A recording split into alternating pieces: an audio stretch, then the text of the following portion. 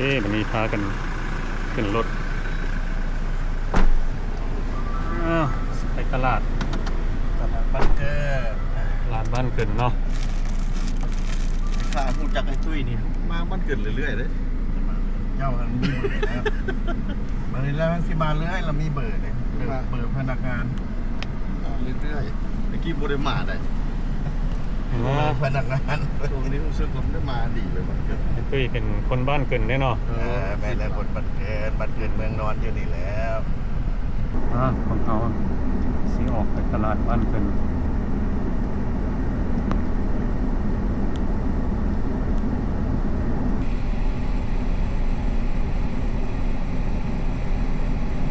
จักเนี่ยก็เลี้ยนเหมือนงามไปอย่างเลี้ยนสลา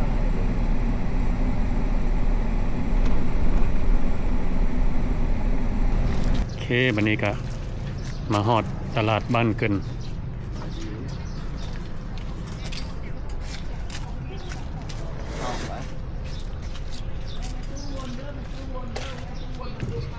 สิท้ายให้เบิดทุกคนได้เบิ่งเนาะว่าตลาดบ้านเกินเป็นแบบใดก็ขายเสื้อผ้าแล้วก็ทางเพิ่นสิขายผักขายมักไม้ขายอาหาร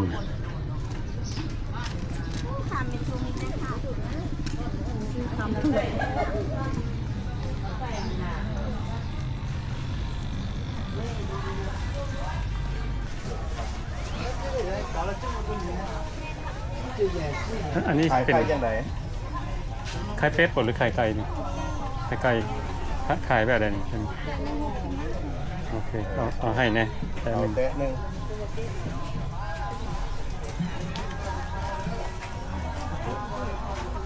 จะได้ซื้อเพียงบริโภคในราคาส่วนตัวที่มูลนิธิมาช่วย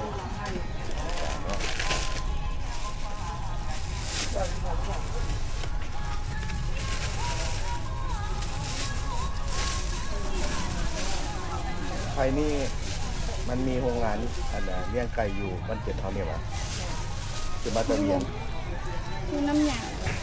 ฮะเอามาเป็นน้ำหยาบ่เข้าใจว่าไงบ้านน้ำหยาโอ้บ้านน้ำหยามใครมาแต่บ้านน้ำหยามที่ทางไหนน้ำหยามไปทางไหนบ้านนาแพงทางนาแพงเหรอนาแพงขึ้นไปขึ้นภูเขาควายเพื่อโอ้บ้านเราสูงเนาะน้ำหยาม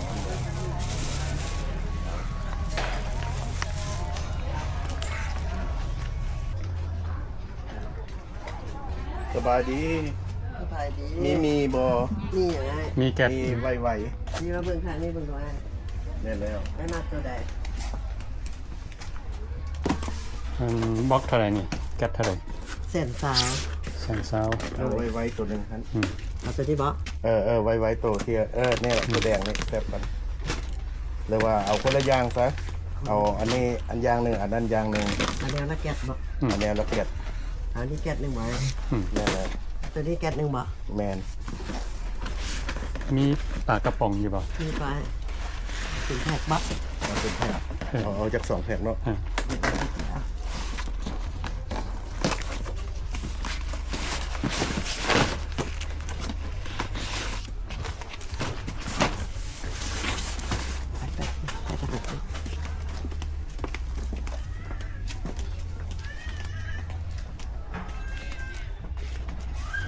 ตลาดนี้เป็นกันนี้ครบหมดเนาะบ้านเกินแต่ก่อนนั้นน้อยมีแต่สปอร์อยู่ไหนกันแหละมุ้งซีเมนต์หลังคาซีเมนต์นี่แหละสมัยตะกี้เพิ่นมาจะเด็กเมื่อคนละเขาก็เคยมาขายน้ำเมตู้ตะกี้มาแต่โมงหนึ่งตัวละไก่บวกขันกันแล้วอันนี้เท่าไหร่อันหนึ่งตัวนี้ปะตัวนี้135ราคาส่งคันไข่ใหญ่ละปองหนึ่ง15,000โอเคเอา2 อันแม่นแล้วตะกี้นี่แล้วแม่น2 โมงมาแล้วมาตลาดนะเนาะเราเคยมานะโมงหนึ่ง2 โมงเลยมาแม่นอะไรคนละทางน้ำหมูน้าแย่คนละคนมาโอ้เขาก็คนบ้านเกิดเลยน้ำหมูนาเย่เคยมาขายน้ำเมตู้ตะกี้เมตู้พัดอยู่บ้านนาเพยพุ่น กายอันบ้านโบกอะ ไม่บ่แม่นะจะเป็นคนรับเลย ได้ไปจะเทื่อบ่ เคย ไปบึงเบาะเคยไปบ่เดี๋ยวนี้มีห้านอาหารไปบึงเบาะที่บ้านเพิ่นมีสวนเสือป่า โอ้บ่เคยเข้าแต่ว่าเคยผ่าน บ้าน บ้าน เม คนน่ะ โอ้ ตายเลยไปนั่งกินข้าวอยู่ ไปฮอดโนนวัดลงคอยไปก็แม่นเฮือนแม่เฒ่านี่แล้วจังกายไปบึงเบาะ โอ้เจ้าเพิ่นก็สร้างสายขึ้นมาหลายอย่างเนาะ แม่น เป็นแหล่งท่องเที่ยวไปนำ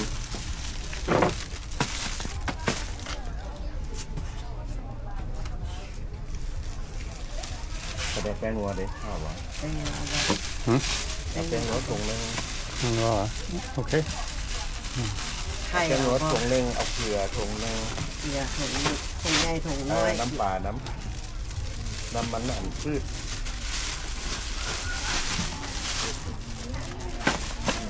เกลือเอาเกลือลาวบ่เกลือไทย เขาเกลือ เอาเกลือลาวซะเนาะเพราะว่าเกลือบ้านเกิน โอเคเกลือบ้านเกิน เกลือบ้านเกินเอาจักถุง เกลืออื่น เอาจักถุงนี่เอาถุงใหญ่สิบอกหรือว่าถุงน้อยจังแบบนี้ ถุงน้อยแต่ไหน เอาจักถุง เอา2ถุงแล้วโอ้ยจุ่มนอนแล้วถามเธอ แป้งนัวจักถุง ถามเพิ่นเลย แป้งนัวเอาถุงใหญ่บ่ถุงน้อย เอาถุงใหญ่แล้วก็แล้ว เอาถุงเดียวบ่ โอเคถุงเดียว น้ำมันเดียวตัวใด น้ำมันเอาอันนึงอันเท่าใดนี่ ตัวนี้3.5ตัวนี้4 เอาใหญ่ๆเลยนี่ ตัวใหญ่เลย เดี๋ยว สิ โจ้ เนาะ เขาสิให้มี2คนเขาต้องเฮ็ด2สูตร เฮ็ด เด้อ ต่อ แมน จะแยกออกหมดแนวละ2 โอเคฉันเป็นนัวก็เอา ทุกอย่างเอา สอง 2แล้วเอาถุงใหญ่จะเอาใหญ่ๆมา เอาใหญ่คือกัน ตุ๊กกับ เนาะ ตุ๊กอันนี้ เก ก็ ลือเกลือก็สองละเนาะ น้ำปลานี้ โอเค อันแนวอันอีก อันนี้ก็สองเนาะ แยกออกเด้อคนละถุงเพราะให้2คน โดยอันนี้ก็แนวได้จังซี่เนาะ นั่นแล้วน้ำปลา น้ำปลาก็สองบ่ แม่น สอง ทุกอย่าง2 ใส่อยู่เด้บ่ได้เอาใส่ จะอยู่ก็เอา ที่เป็นฟูดที่เนาะ เครื่องเฮือนครัวหั่นนะ โอ้ เดี๋ยวขึ้นซอยรถ น้ำปลา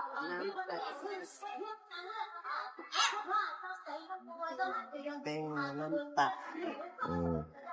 น้ำมัน มีก็2แก๊ส มีกระ แนวละสอง กองปลาก็แนวละสอง แนว นี่ ทุน2 นี่ ได้แก๊สไผ่แก๊สมันโอ เก็ เค บไปเก็บมันแล้ว ไผ่ก็ได้แบ่งกันเนาะบัดนั้นเจ้าเฮ็ดถุงใหญ่รวบเด้อเป็นของไผ่ของมัน โดย เขาสิไปยิบอันย่อให้เพิ่นเลย แปลว่า อันนี้นี่กับอันนี้นี่เจ้าหนึ่งเนาะ แม่น อันนี้กับอันนี้เป็นเจ้าหนึ่ง แม่น โอเค เป็น2สูตร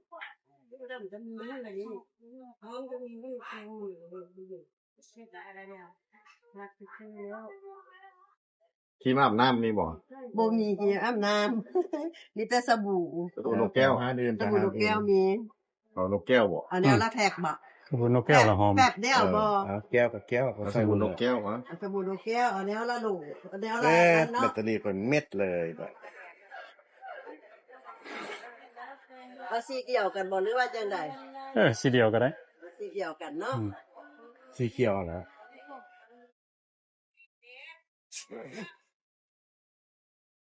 แบบจะเมิดว่ะ แฟบเดียวบ่ คนที่พายแต่มันนึง แฟบเอาบ่ แฟบว่ะ แฟบสักเครื่อง สักเครื่อง บ่ มันอยู่บ่ โอเค เอา เอาตัวถุงใดเอาถุงกลาง มีเพลงขึ้นมาหมดเลย เอาตัวนี้บ่ สั่นมันก็ได้แล้ว ปลาผ้านุ่มเอาบ่ ฮะบ่เอาอันนั้นบ่มีจักสักเครื่อง เนาะโอ้ บัดนี้สาวไอ้น้องที่เขาสิมา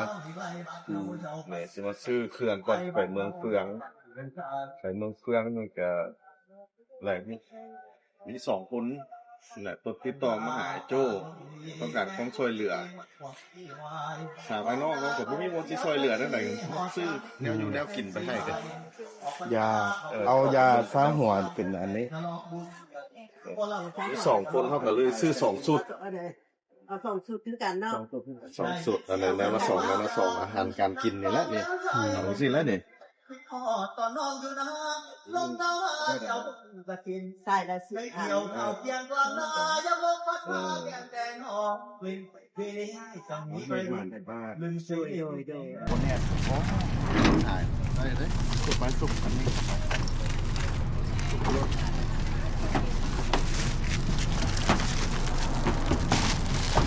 สุกเข้าไปได้เลย ตลาดบ้านเกินออกจากนี่ก็สิได้ไปแวหินเหิบบ่ เขาเมืองเฟืองพุ่นเลยเมืองเฟือง โอ้เมืองเฟืองแม่น เราปูอยู่หินเหิบ คน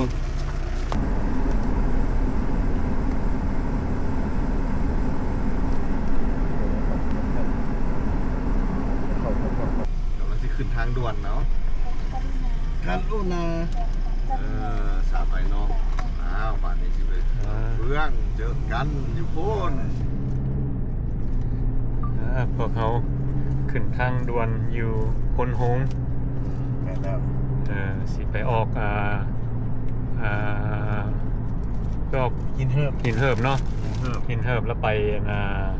เมืองเฟือง เมืองเฟืองก็สิใช้เวลา ประมาณ40 นาทีเนี่ยแหละประมาณหรือว่าจะบ่ฮอดอาจจะบ่ฮอดเพราะว่าเฮามาออกคนโฮงเด้ประมาณ30 นาทีนะออกหินเหิบจักนาทีมาเบิ่งน้ำกันเอาสั้นๆครับเบิ่งตัวจริงเนาะถึงทางด่วนแล้ว ด่วนทางงามหลาย 100 สาว นี่ละทางด่วนอยู่บ้านเฮาเพิ่นเอิ้นว่าฟรีเวย์เนาะ แม่นแล้วทางด่วน ทางด่วน ทางด่วน ไฮเวย์บ่หรือว่าฟรีเวย์ ไฮเวย์ตัวนั้นอันนี้ฟรีเวย์ โอ้ฟรีเวย์สบายเนาะเดี๋ยวนี้พวกเขามาฮอดหินเหิบก็เลยพากันหิวข้าวก็สิมาแวะห้านอาหารเนาะซื้อห้านของเพิ่นไปเบิ่งเนาะว่าเพิ่นมีอาหารแบบใดเนี่ย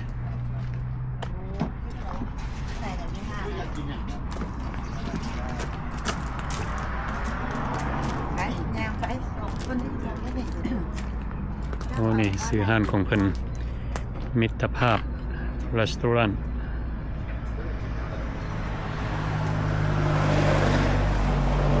พักเด้อห้านเดี๋ยวนี้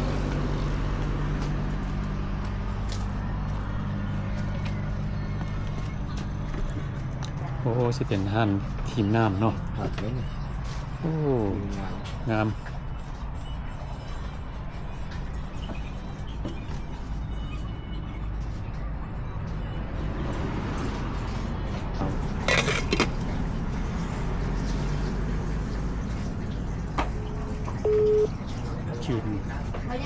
จืนปลาหรือจืนไก่นี่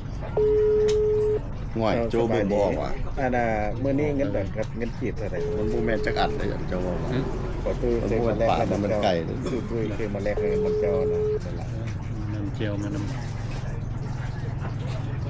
ฮะมันมีการ เส้นมะกอกเลยพากันมาแวะกินข้าวอยู่หินเหิบก็สิเป็นห้านครีมทนทางใหญ่แล้วก็ครีมน้ำเนาะ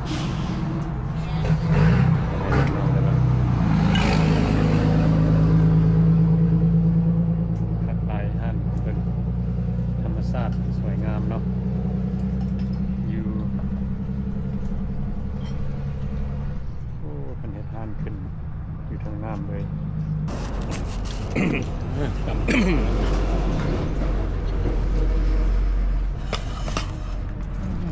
นี่ก็มีตำบักหุ่งขิงไทยจืนกระดูกข้างเจียวแกงปลาแล้วก็ข้าวเจ้ากินเบาๆมานี่ เสือหิวนี่ เสือหิวมาจากเวียงจันทน์ กำลังสิเดินทางไปเมืองเฟืองมาแวะกินข้าวสวยอยู่หินเหิบ ส่วนทางด่วนเกียงแสเห็นไหม เกียงแสะเนาะ มีห่อกลับอีก มีห่อครับอีกกินบ่เบิดนี่แหละ3คนพอดีตกมา400,000เข้ามากินมื้อนี้ก็สะดวกสบายเนาะเดินทางนํกันอาหาร400,000ของเฮาก็แบ่งเป็น3ส่วน เซฟเงิน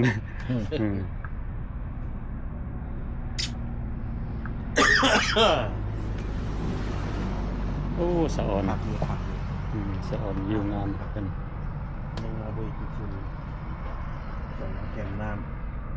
ำหัวฮอนแล้วก็มีลมเย็นๆผัดมา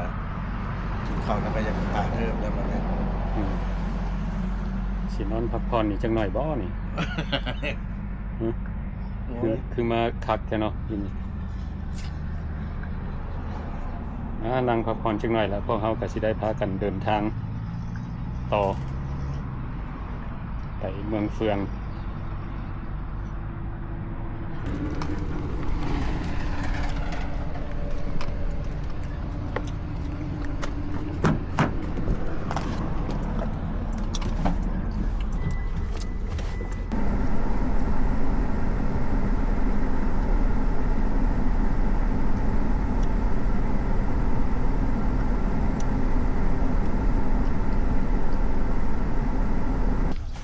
เมืองเฟือง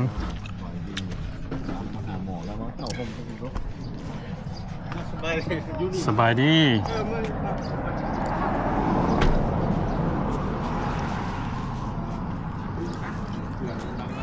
จะเข้ามาไหม นี่เนาะอันนี้ก็สิเป็นบอลโลเคชั่นที่เพิ่นส่งให้พวกเขาออกมา บ้านของน้องก็ได้น้องใส่ที่เป็นไอ โอ้มาอยู่บ้านน้องสายโอ้ก็มาซักฟื้นแต่วันนี้ได้เบอร์แล้ววะ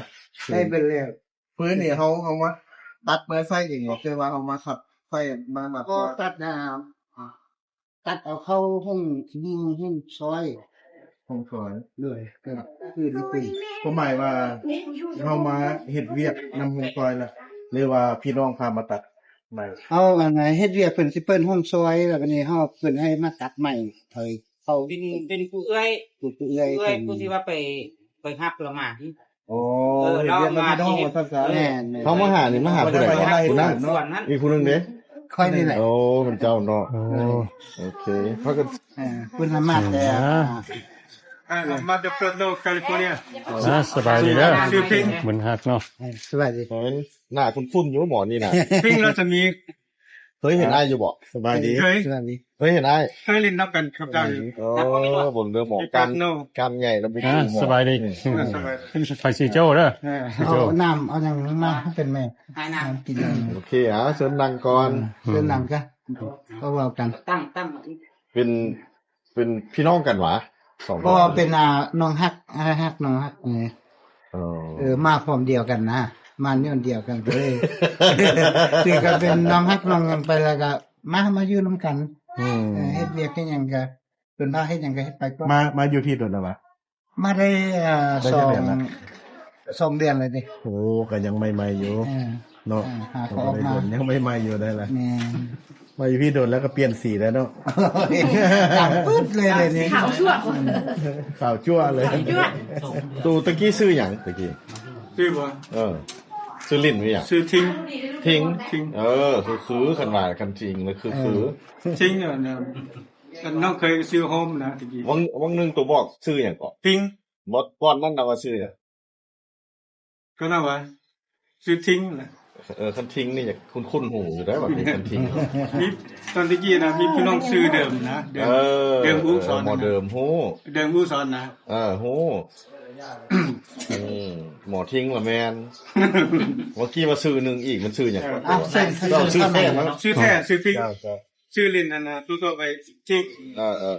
หูจักกันวะนี่นะ โอ้แล้วนี่หมอ โอ้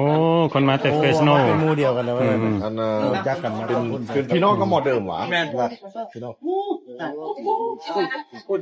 ตัดตัวนั้นออกแล้วเอา ลีอันนั้นมาพี่แม่ อันนั้นดึกตัวนั้นมาน้ำ น้ามาเป็นมัน โอ้ขอบใจเด้อขอบใจ สบายดีกี่ ขอบใจ พี่แดงแน่ ว่าหมอมันชิงนี่มันเป็นพ่นหูอยู่ ใช่ไหม พี่น้องหมอเดิมเนาะ พี่น้อง อันนั้น โอ้อันนี้สิอยู่เมืองเฟืองเนาะ น้ำ เอ้ยอันนั้นแหละอันหันไปซื้อน้ำ ไป ไปสั่ง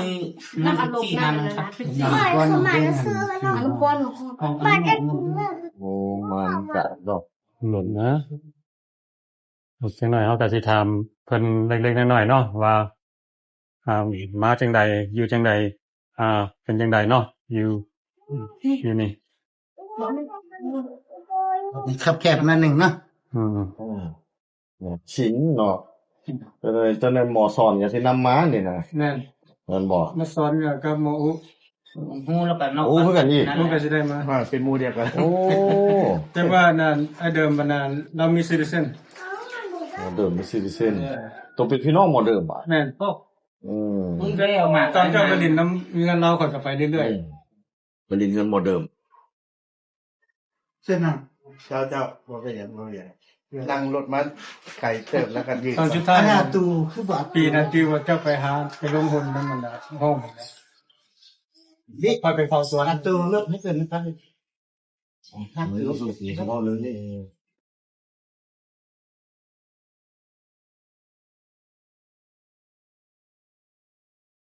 มาย่างน้องเลยย่างน้องย่างนุ่ง ได้มาตัดใหม่เขามาช่วยมาสักมาอย่างนั้นนะ อืม ซอยเป็นตำพาได้เฮ็ดเวียก อืม อันนี้ยังบ่ได้เฮ็ดเวียกเถื่อมากกันเลย โอ้มาลาวนี่ยังบ่ทันได้เฮ็ดเวียก แม่น มาได้2 เดือนบ่ หา2 เดือนแม่น อืม ก็ถ้าเวียกคือ แต่ว่าธรรมดานี่พวกเจ้า2 คนอยู่หินเหิบเนาะ แม่ แล้วมื้อนี้ออกมาวังเวียงมาเฮ็ดหยังมาซอยเวียกเพิ่นบ่ มาซอยเวียกเพิ่น ตัวเรียนพี่น้อง ซอยเวียกพี่น้อง มาตัดไม้กันนั้นแล้วเรามาย่างน้องเลยอันนี้เป็นน้องชายทิ้งๆอะไรนี่นะ น้องชายจริง อันนี้น้องชาย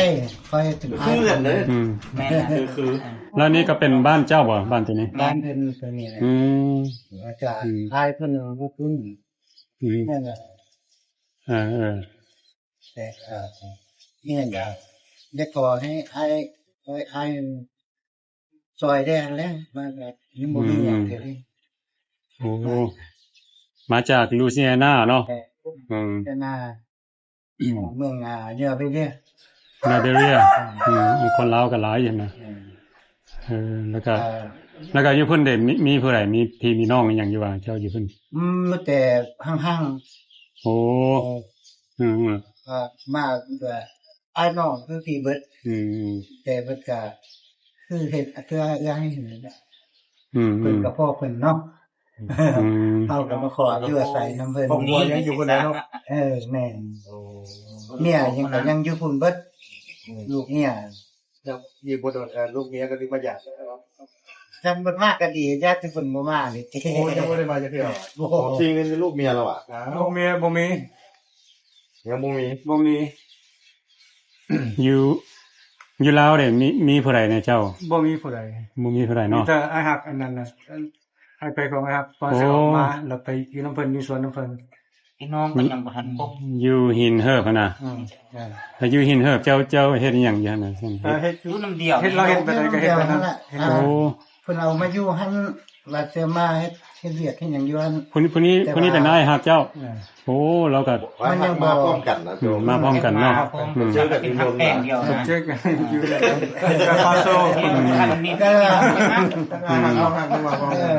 มาพอเพียงกันพอกันอยู่ยนต์ โอ้ ก็เลยเป็นฮักแพงกัน อืม ก็ค่อยหันออกมาก่อนออกมาก็บ่มีหยังดอกก็เลยว่าให้เพิ่นไปประกันออกมาเด้อเพราะตุนเรื่องบ่มีฮู้บุกฮู้ใดนะ เออ อีตัวนู้นค่อยก็เขาจับที่ตนตัวเองแน่ จะเป็นคนไทย อืม คน ก็เลยไปประจำมา พื้นฐาน อยู่ ไป นำ ทานบ่ค่อยย้ายอยู่เวียงอยู่แถวนาเมืองน้อยเสียงดาลงไปหน้อยหนึง บ้านก็อยู่กัน อยู่บ้านคุมหิน ก็อยู่หนองไผ่ บ่แล้วเราเสียงดาเรามาอยู่หนองไผ่หัดเนาะ อืม โอ้มานักกันละหักแพงกันเนาะ ที่ยนต์มานำกัน มันกันจะดีแล้วเนาะมาตรงเนื้อลำเดียวกันเด้อก็ซอยแล้วจะซอยกันไปบ่มีก็จังได๋ก็พอให้พร้อมให้กินแม่นมีหยังก็กินบ่มีก็อด ใครแต่ว่าก็บ่อดแต่เพราะว่าเบิ่งน้องอยู่นี่ก็มีก็อาศัยน้องแม่อาศัยอ้ายแน่แต่ผู้นี้หั่นบ่มีไปแท้ แล้วอันนั้นก่อนเจ้าสิมานี่เจ้าอยู่เฟรชโนเนาะ แม่นแล้ว แล้วอยู่เฟรชโนจะมีพี่มีน้องมีหยังอยู่อ่ะ มีแม่อยู่กับน้องสาว โอ้แม่กับน้องสาวโอ้โหก็บ่ว่าแล้วเนาะอยู่เฟรชโนเทื่อเพิ่นก็ซอยเหลือเฮาบ่ได้แน่เนาะยาก อยู่ทุกคนก็เดือดตั้งแต่เมียแล้วก็แต่ละเพิ่นก็เฮ็ดงานผู้เหี่ยวเพิ่นคือ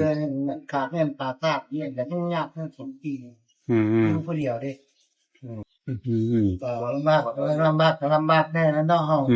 ตั้งชีวิตใหม่บ่มีหยังเด้ แค่แล้ว ส่งมาก็ส่งมาแบบว่าส่งครับเครื่อง เรา รู้ รู้ ว่า ว่าที่ ใน ส่งมาเขายังได้เกินได้ของ อันนี้บ่ฮู้นะครับเตรียมพร้อมเนาะแน่ล่ะตอนแล้วไปเอาเรือวันท่าเอามาก็มาแบบด่วนเลยน่ะ ทำกับ โอ้ ผู้ ได้ ใด อยู่บนทางแล้วบ่ได้กลับบ้านเลย บ่ได้กลับบ้านเลย ไปหน้าเลย ไปหน้าเลย โอ้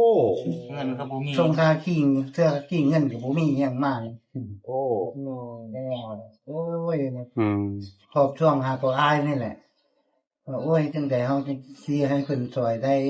แล้วเฮาต้องการแบบได้กันเพิ่นช่วยได้ เฮ็ดได้ฮู้จักติดต่อมาหาไอ้โจ เบิ่ง Facebook เนี่ย โอ้เบิ่งเฟซบุ๊ก เป็น Facebook แล้วก็ ทั้งน้องอยู่ทั้งเฟรชโนบอกว่าติดต่อหาเจ้าโจแล้วก็ทั้งคนละหลายชื่อไอ้ตุ้ยนี้ ตุ้ย แม่น นั่นฮู้หมดเว้ย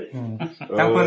เป็นแฟนพวกเจ้าเด้ อยู่พุ่นเป็น เจ้าเบิ่ง ก็จะเบิ่งแล้วก็จะบอกว่าให้ลองติดต่อเบิ่งเหมือนบ่ แม่น เพิ่นมีก็บ่ฮู้ดอกน้องอายก็มืดมนกันไปเบิดโทรศัพท์ก็บ่มีไปที่ตรงไหนเลยเอาโทรศัพท์ส่งโทรศัพท์ทุนครัวหาอายนี่ได้จังได๋วะก็เลยเพิ่นเอาโทรศัพท์ให้เอาเงินเขาให้ก็เลยว่าโอ้คนครัวลองเบิ่งเนาะนี่ก็การเพิ่นช่วยได้ก็ให้เพิ่นช่วยเฮาได้มันบ่มีหยังเด้ แล้วชีวิตการอยู่การกินของพวกเจ้า2คนอยู่หินเหิบเนาะ แม่น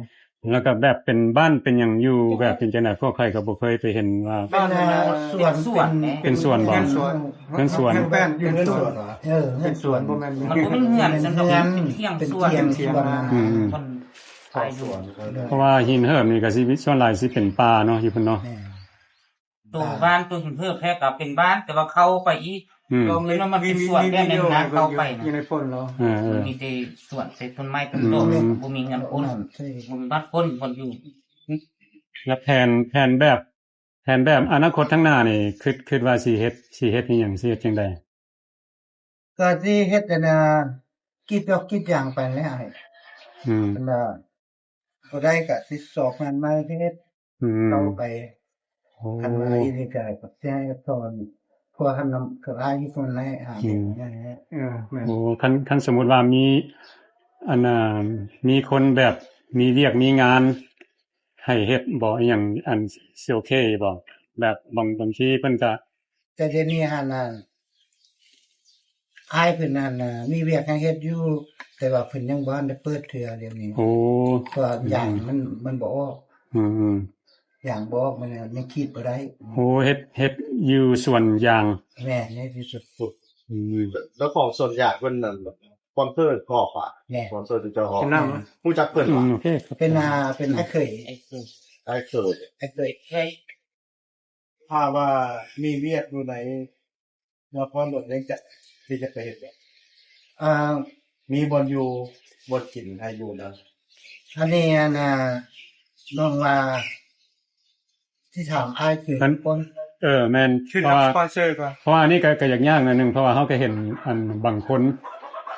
เพิ่นตัดสินใจบ่ได้เทื่อเพราะว่าสปอนเซอร์เด้สปอนเซอร์รับประกันออกมาเนาะ ได้อยู่นำ แล้วเพิ่นก็ต้องได้อยู่ได้อันปรึกษาทางนั้นก่อน เขาก็ถามเมื่อว่ามีโอกาสได้ ปี ว่า หนึงบ่2ปีบ่4 คัน มัน มัน น้อ มี ง โอ บ่ กาส นะ แม่ เป็นไปได้จะออกไป จะเข้าไปบ่ได้เขาก็บ่ไปเพราะว่าเขามีน้องหักอยู่คนเขาจะเปิดบ่ล่างรถก็อยากให้ไปคุมคนงาน มีเด็กน้อย 4-5 คนมีเงินเดือนให้3.5 ล้านมีบนพักบนเสาอาหารการกินพร้อมไม่ต้องไปคุมคนงานซื่อๆอยากได้คนดีไปยกควบคุมที่ว่าคนงานนั่งรถซื่อๆแล้วจะมีเงินเดือน3.5 ล้าน อันนั้นให้อันนี้ขอไม่ว่าให้ปรึกษาอ้ายก่อน เจ้า คันเพิ่นว่าแน่ใดน้องก็สิโทรหา แต่ว่าก็คือสิบ่โดนหรอก ให้คำตอบด่ ให้ วน คำตอบ ถ้าว่าไปได้หรือว่าบ่ได้ก็ให้ตอบเพราะว่า แม่น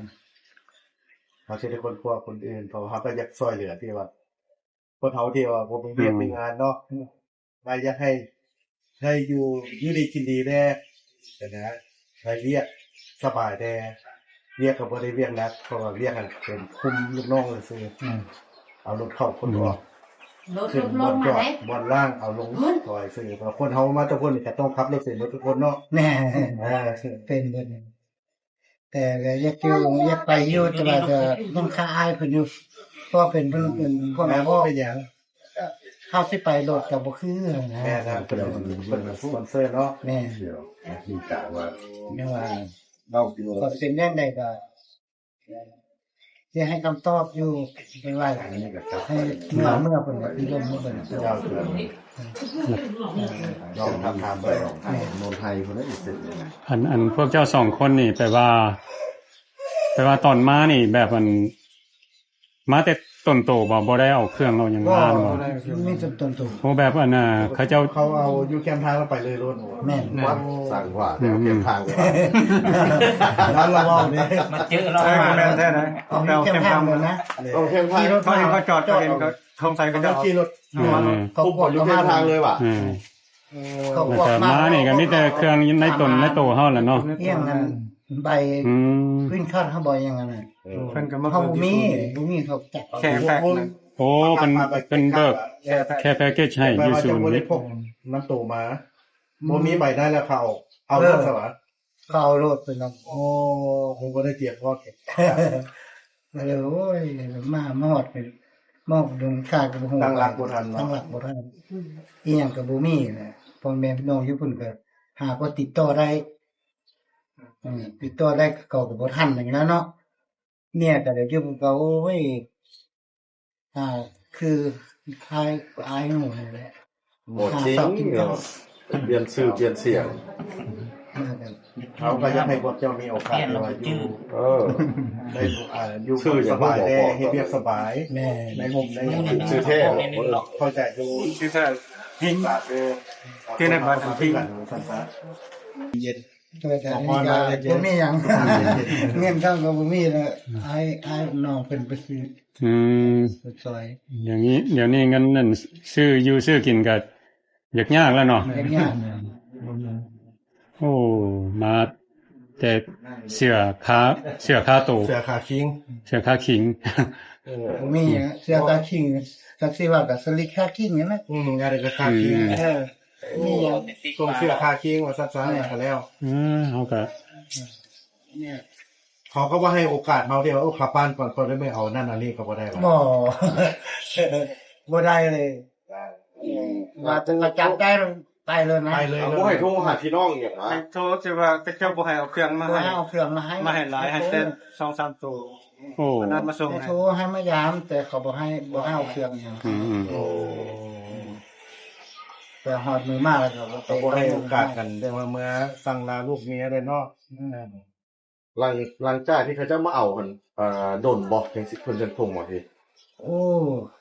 เดือนปลายพุ่นเด้ เดือนปลาย ส่งมา ได้เขาเอาเจ้าไปใส่ได้ ไปอยู่อันพามเพรีอยู่อันเวียดนามนั่นแหละเป็นอยู่ใกล้ๆกันเรื่องอยู่นั่นแหละแล้วก็ไปอยู่อาปาโซอยู่อันบ่อนนั้นเขาสิส่งมาเนี่ยไปอยู่หันเดือนหนึง เป็นเดือนสุดท้าย เดือนสุด ท ท้า อน ย ให้เต็มยนต์เลย ตอนอยู่เอลปาโซ เดือนอาปาโซเท็กซัส อยู่เท็กซัส โอ้ แล้วก็เบิด เต็มยนต์แล้วก็เอามาเดียวมาพร้อมกัน62คนลาว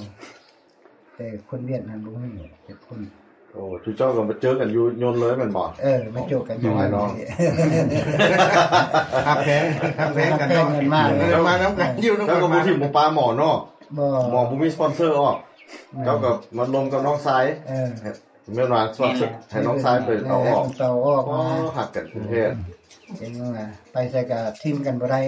เออ ถึงสิมีก็นั่นแหละก็ของกันอยู่กันกิน โบลงเรือเดียวกันเด้อเนาะลำเดียวกัน ทีมกันบ่ได้อันนี้ อืม ได้ว่าแล้วก็โอเคเฮาเป็นนั่นแหละก็ที่ทุกสื่อสิมีเฮากินนั่นแหละเฮากินนํกันไปนํกันกันอยู่ใส่ก็อยู่นํกันบ่ให้ที่ไม่ปากกัน เคยทุกข์เคยยากมาน้ำกันเนาะ ทุกเฮือลำเดียวกันเด้ เคยลำเดียวเลยเนี่ย ก็แบบเฮา วันนี้อันลูกเมียก็อยู่คนไหนเนาะ ลูกเมียเคยมีอยู่แต่ว่าบ่ได้พอพันธุ์นำ โถเคยปลาเคยห้ากันมา ถ้าหาอยู่ช่วงละช่วง20ปีแล้ว อยู่ อันนี้ก็ Fresno อันใหญ่สบายดี บายใหญ่ สบายดี สบายดี ลาเซินนะมา อืม มันยังไอ้ผู้ที่ที่หนึ่ง โอ้ ยังค คน น น้องสึกว่าโอ้หลาย อย่างไรไอ้น้องยังอยู่ไกลแต่ว่าอยู่นี่เลยแม่นไม่จะส่งน้องอายนี่ อยู่บ้านนี่นะ ได้ลูกได้เมียก็แยกย้ายกันไปอยู่เนาะ แม่นแล้วขยายกันไปนะ เออ ใน ของที่ว่าจะไปคือละเมื่อแรกก็จะได้เข้าหินเถอะเมื่อแรก ก็แบบบางคนฮู้เนาะ มาเอาไม้ซื่อๆเนาะ มากไหม แบบบางคนฮู้บางคนแบบเฮาเคยเว้าตะกี้เนาะบางคนอาจจะบ่เข้าใจเหตุผลที่ เลี้ยงบ่ได้เป็น ที่ อยู่ในสวนเนาะ ในส่วน ที่คนที่ดิโพดมาประเทศลาวนะเนาะเฮาก็สิเว้าให้บ่ทุกคนเข้าใจนํบางคนสิคิดว่าโอ้เขาจะเป็นคนบ่ดีจังถึกส่งมามันบ่แม่นแบบนั้นเนาะอันนี้เป็นแบบสมัยอดีตตะกี้ แม่นเนาะ สมัยเขาเจ้าเป็นเด็กน้อยเนาะบางคนก็20-30 ปีผ่านมาแล้วเฮาก็เคยอันถูกจับแล้วก็ใช้โทษใช้หยังมาแล้วนะแต่ว่าเดี๋ยวนี้เพิ่นก็ยังแบบนำเอาอดีตเก่าเนาะเพราะว่าบางคนสิคิดว่าโอ้เขาเจ้าเป็นคนบ่ดีจังซั่นจังซี่มันบ่แม่นเนาะ ตามภาษาไปรุ่น ตะกี้ข่อยก็ขึ้นแต่โจก ฮะ ก็ขึ้นมันไม่ถึงเอาคนอยู่ในคุกขึ้นมาประเทศละบ่แม่นเนาะ บ่แม่น นั่นแหละ เพื่อนว่าตุ้ย คนก็เข้าใจตัวนั้นว่าเพื่อนเนี่ยเอาคนอยู่คุกก็เข้าใจอย่างนั้นเลยเพราะว่าที่ไปฟอกจับเอาอยู่ ทั้งไปทั้งมาเลยเอาคนอยู่นอกอย่างคนขึ้นเหตุเหตุการณ์เนาะคนที่เคยมีคดี นี่เคยมีคดีเลย เคยมีคนที่เคย เจ้า มี งานเขา เก้า ไป มา เอางานเจ้าไปจับเอาอยู่หั่น หลายคนบ่เข้าใจเรื่องนี้คือว่ามันเอาอยู่คุกกันมา ชีวิต ว่ากระเจ้าคนที่เขาเคยมีคดีบ่ แล้วก็บ่ได้เป็นสัญชาติเนาะ บ่ได้เป็นสัญชาติบัตรเขียวเบิดบ่อีหยังนั้น บ่ได้ต่อ บ่ได้โตบ่อีหยังนะสอนเราไปเอาแค่นั้นประชอกจับเอาแน่นั้นมาก ชีวิตคนเฮาก็เปลี่ยนแปลงไปเลยเด้เนาะบ่ว่าแล้วสมัยยังน้อยมันไผก็ขี้ดื้อกันเนาะโจกก็คิดดื้อ โอ้ยบ่ว่าแล้วเฮานี่เฮาโชคดีซื่อๆโชคดีซื่อ แต่ มีโซฟลาย นี่โชคร้ายนะมาแบบบ่เมียครอบครัวนี่เพิ่นบ่ฮู้จักนี่น้อยแน่มาก็ ขาดเสาหลักเลยเนาะ เสาหลักเลยแล้วก็เป็นมาล้มมาลอยไปบัดนี้ติดต่อหากัน ลูกเมียจะคนลูกจะคนเลย ลูกก็สองคนละเด้อยู่พุ่นอยู่อาคันซอ ได้ภายได้เคยเลยที่เป็นครอบครัวเลยคือ เป็นแล้วแต่เมียน่ะอยู่ผู้เดียวอยู่เลสนาเดี๋ยวนี้ โอ้เนาะ อยู่แนวเวียรีก็อันนี้กันว่าคือทอดเป็นกันดูแต่กันแล้วคาดจะต่อกันแต่ก็หาว่าติดต่อได้แต่ตั้งแต่ส่วนกระซอยยังเข้าบ่ได้ดอกส่วนจะมีแนวจ่ายแนวเสียอยู่เกี่ยวกับตรงนั้นอันนี้ก็ มานี่ก็นี่ตาใส่อ้ายน้องแหละเพิ่นก็พ่อเพิ่นอันนี้ก็ได้เพิ่นสวยได้ก็เพิ่นนี่ก็ต้องกินให้ยากเขาหน้าขาดให้เด็กขาดจน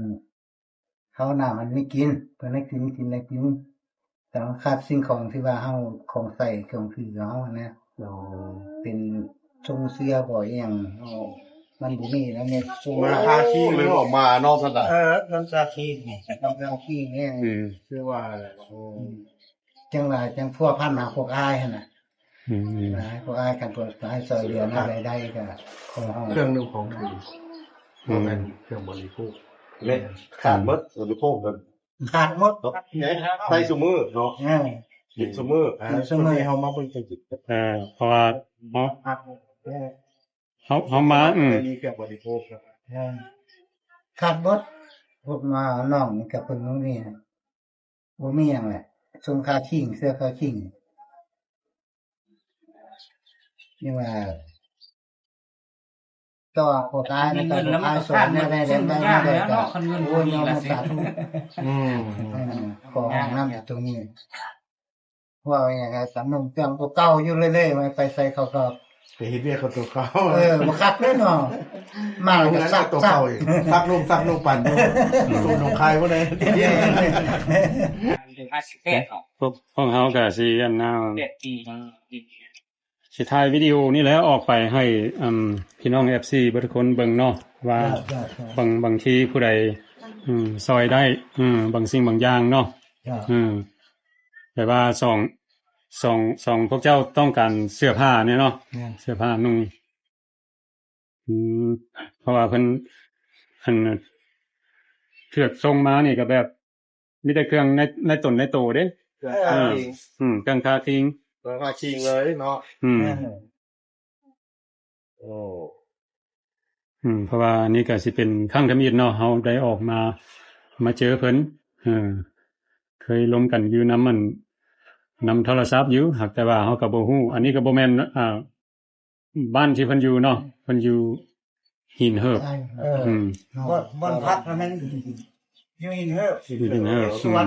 แล้วเพิ่นมาตัดฟืนอยู่นี่เฮานำม้าเนาะมาเมืองเฟืองสิ นั่นแหละ แล้วมื้อแลงนี่สิพากันกลับ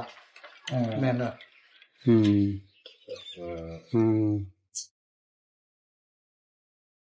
บางทีมีผู้ใดซอยได้เนาะลำเล็กๆน้อยๆก็ยังติดต่อเข้ามาเนาะสิให้เพิ่นโทรเข้าโทรศัพท์บ่โทรศัพท์เจ้าบ่หรือว่าจังใด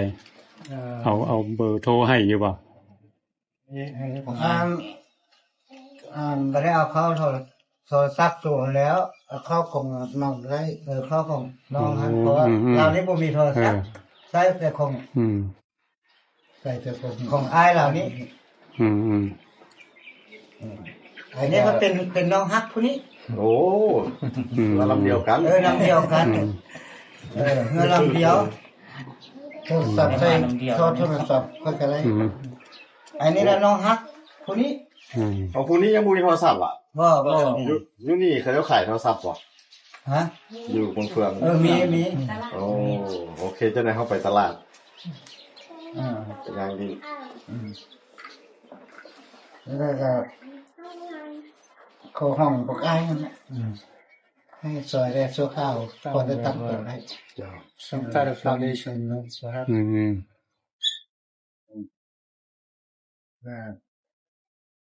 เป็นหน้าใดก็ขอปักเนี่ยปักตัวนั่น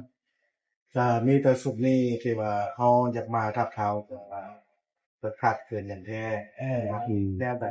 เนาะตัดสิ่งแนวใดบางอย่างหั่นน่ะสุดหน้ามาเฮาก็สิได้เตรียมพร้อมแน่เกิดฝันเกิดน่าจะที่นั่นอาจจะสิได้เข้าไปส่วนบ่ได้ไปเบิ่งอยู่ส่วนอยู่อย่างนั้น อันนี้เฮาก็ต่างมาเที่ยวอยู่ อยู่ก่อน หน้าเขาไปหินเหิบไปเบิ่งว่าการอยู่การกินของเพิ่นเป็นแบบใด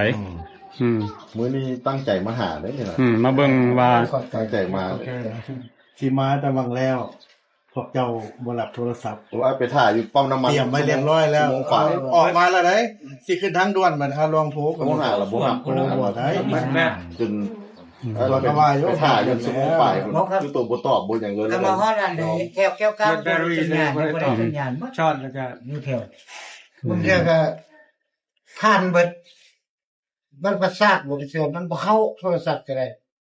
เส้นได้เล่นนี่ก่อนบ่นึงยากบ่ได้โทรศัพท์เก่าผู้อัดใส่โซข่าวมาบ่มีหยังนะก็จะว่าเอาโทรศัพท์เก่าอันให้ไอ้นี่ใส่อันนี้ อ้ายใหญ่หวะ ฮะ ไม่ใครเอาให้ อันที่เป็น อายผู้อันอยู่หินเถิดพุ่น มันมีเพิ่มกับอ้ายอีกว่ะ เคย ผู้อยู่ส่วนนี่แหละมาดิ ผู้น่ะผู้อยู่ส่วน เอากับน้องสาวเรา น้องสาวเฮานี้ เอากับน้องสาว โอ้ โอ้ อันนั้นผู้นั้นเป็นเอื้อยผู้ที่สปอนเซอร์ โอ้เป็นเอื้อยตัวเอง โอ้ เป็นผู้ที่สปอนเซอร์ออกมาแบบว่าเพิ่นออกมาแบบก็มาอยู่นั่นแหละแต่ต้องเฮ็ดงานเฮ็ดหยัง แล้วเอื้อยหันเอาโทรศัพท์ให้ผู้นี้น้องสายน่ะผู้นี้ยังบ่มี ผู้นี้เราก็ทำได้ โอ้เดี๋ยวอ้ายซื้อให้อย่างนี้สิซอยโทรศัพท์ตัวนี้ โทรศัพท์เข้าเอ้ยเพิ่นเอาให้ใส่ตัวขาวเหมือนกัน โอ้โทรหาบ่ได้จะเชื่อมึงมีโทรศัพท์บ่ใส่โทรศัพท์คนอื่น นั่นแหละก็ของไอ้ฮักเพิ่นนี่ ก็ใส่น้ำกันนั่นแหละ ใช้คนเดียวก็จะคนเนี่ย อยู่น้ำกันเด้ อยู่นำกัน มานำกันนี่เพราะเพิ่นไอ้นี่ยังบ่ทันฮู้อายฮู้น้องจักอยู่ที่เดิมบ่ทันฮู้เสื้อคนพวกมันได้มันพี่น้องอยู่กันจัดแล้ว เจอไอ้น้อง นี่บ่ทันเชื่อแต่ว่าเดี๋ยวนี้นี่เป็นอายนี่เป็นอีกคนครัวถามข้าวถามข่าวข่าวที่ให้ ญาติพี่น้องอยู่เสียงด่าซะเนาะ อยู่บ้านน้อยเสียงดา ลงไปอีก คุมหิน อยู่คุมหิน โอ้คันไปนี่ตัวมันชื่อว่า คุ้มหินวะบ้านคุ้มหินเนาะ คุมหิน คุมหิน คุ้ม คุมหินทัดเดือนนี่นะ โอ้ทางไปทาเดีย เพราะว่าเราทางหูข้าวนำเฮานี้เพราะว่า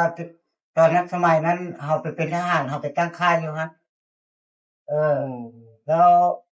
เราละมามองนี้ว่าบ้านเกิดมองนอนน้องที่ใจ เจ้ายังใส่นามสกุล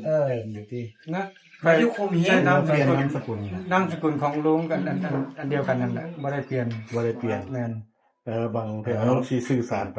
แม่น เนาะสอบหาญาติพี่น้องเราเมืองเทื่อบ้านคุ้มก็ บ้านคุมหิน บ้านคุ้มหิน บ้านน้อยเสียงดามันติดกันเลย มันติดกันวะ ติดกันคุมหินบ้านน้อยเชียงดาไปทางนี้แล้วมันไปทางท่าเรือทางนาโรงงานยาสุก เดี๋ยว เกี่ยวเข้ามา โรงงานยาสูบเป็นพุ่นหลัก8พุทธ คุณละไปทางนี้ก็ได้ไปทางท่าหลวง แม่น ท่าหลวงก็ได้ ไปแบบนี้ครับที่ไปจะ3ไอ้น้องพากันรวมพลังว่าสิว่าซะ ถือว่าพอแต่ว่าหูข้าวหูบ้านเพื่อนเมืองนอนที่ซื้อแล้วไอ้น้อง เอาสิน้องสื่อสารลงเมืองก่อนแต่ว่าฝากนามสกุลไว้ที่ว่าเว้าออกในเจ้าซื้ออย่างนามสกุลอยู่บ้านไหน เพ็งรัศมี เราซื้อเพลงรัศมีเด้ออยู่ปุ่มหินเนาะกำลังสอบเสวติดต่อหาญาติพี่น้องนามสกุลเนี่ยก็ รัศมี รัศมีเนาะที่ว่าผู้ใดสอบมาเห็นแต่ว่านามสกุลรัศมีนี่ก็ลองติดต่อมาทางนี้เด้อนำไอรัตเจดีเลยว่าไอโจ้เนาะมาทางไหนก็ได้สิประสานงานให้ เจ้าอันเป็นครั้งแรกบ่มาประเทศลาวนี่ แม่น เจ้าไปแต่อายุจักปีนะ ไปตรงอเมริกาอายุ10 ปีนะ 10 ปีโอ้กับบ่อยากจิกับบ่อยากจื้อหยังหลายแล้วเนาะบ่ฮู้ทางนะ10 ปี บ่ฮู้แหล้วแต่ค่อยก็คือกัน ไม่ได้ไปไสยังดินบักบีอยู่เนาะ โอ้ได้ว่า ห้องกี่ป้อมอยู่ ดีแล้วได้นะแล้วไปได้อายุ10 ปีแล้วภาษาเราเก่งขึ้นเก่ายังเว้าเป็นปกติ โอ้แข็งแล้วเขียนเป็นอยู่บ่ เป็น โอ้หมอนี่มันคืออ้ายเลยตัวนี้น่ะเขียนเป็นอ่านได้ แม่น ก่อน ผู้ใดที่ว่าเห็น ในก่อนจูอ้ายสิมาจูอ้ายรวมพลัง3คนไปซื้อข้าวซื้อน้ำนี่หยังมา มาแล้วสิมีพี่น้อง เดี๋ยวมาให้ ก็แต่ ไอ้โจ้ไอ้เมย์ใส่กล้ามโตเป็นประโยชน์ปฏิบัติเป็นย่อซอยเนี่ยแล้วก็ไป แบ่งมาเป็นคนละพูดเลยแล้วก็วันนั้นพระเอาเครื่องละพระไปตลาดไปเบิ่งโทรศัพท์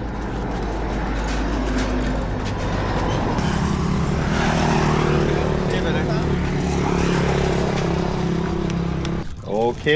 เดี๋ยวทุกคนแบ่งกัน อันนี้สิเป็นของฝากของต้นเพิ่นเนาะเพราะว่าเพิ่น2คนมาอยู่ประเทศลาวเพิ่นก็บ่ได้มีหยังเนาะแล้วก็เฮาสิเอาอันเบอร์โทรศัพท์เพิ่นขึ้นหน้าจอเนาะให้พี่น้องได้เบิ่งคันผู้ใดอยากซอยเหลือเพิ่นเนาะผู้ใดมีน้ำใจเนาะบ่ว่าจะเป็นข้าวเป็นมีเป็นหยังกะยาเนาะเพราะว่าช่วงนี้เพิ่นต้องการเนาะ ช่วงนี้ช่วงต้องการแล้ว ช่วงต้องการ หมอนี่ต้องการโทรศัพท์เดี๋ยวตะเบิ่งเลย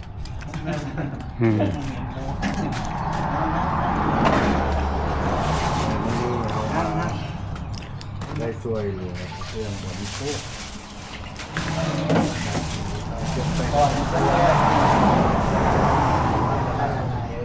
เครื่องลงของคือ นี่เด้ออันนี้ก็สิเป็นเมืองเฟืองที่พวกเขาได้ออกมาหาส่งสายเพิ่นเนาะถูกส่งมาอยู่ประเทศลาวผู้หนึ่งมาจากลูเซียนากับผู้หนึ่งมาจากเฟรสโนแคลิฟอร์เนียเพิ่นว่าเพิ่นมาประเทศลาวเพิ่นก็มีแต่เครื่องอยู่ในตู้เนาะ โอเคมื้อนี้เฮาก็สิได้จบคลิปนี้ไว้สำนี้ซะก่อนเนาะเป็นจังไดก็ขอบใจเบิดทุกคนที่เข้ามาเบิ่งวิดีโอของเฮา